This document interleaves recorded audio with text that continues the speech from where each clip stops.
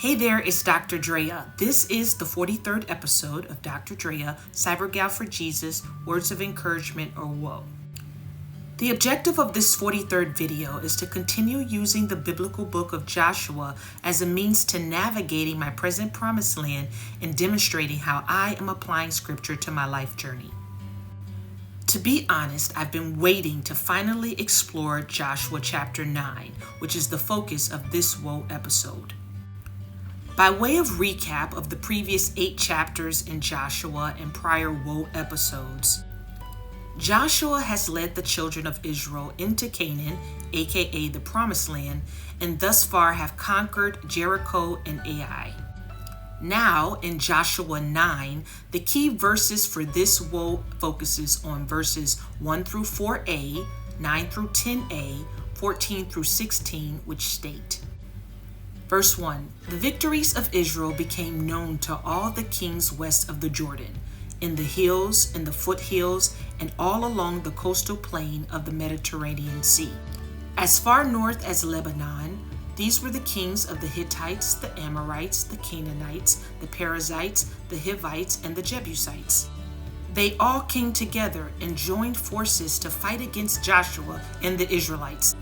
But the people of Gibeon, who were Hivites, heard what Joshua had done to Jericho and Ai. Verse 4a, and they decided to deceive him.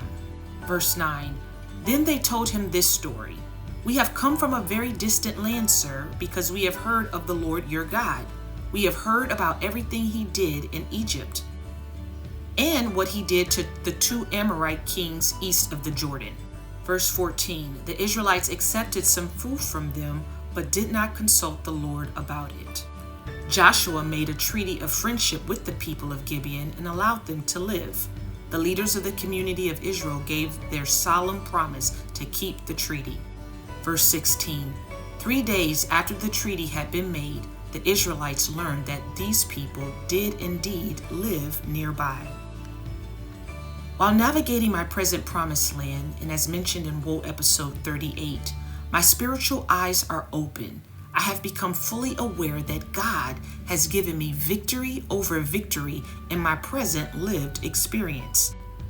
Still, I sense that there are those who are displeased by or maybe even envious of God's consistent provisions of victory in my life. Therefore, I must use Joshua 9 as a basis for God's instruction and not fall prey to the enemy's efforts to manipulate, control, and ultimately operate in deception.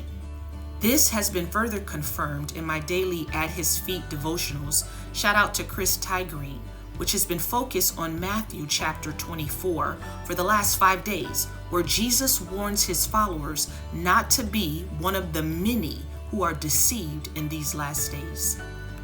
So the key point of this navigating the promised land lesson is that inquiring of the Lord, or in other words, consulting the Lord, seeking the Lord, praying to the Lord about everything that concerns us, including relationships and important decisions that have future implications, is paramount.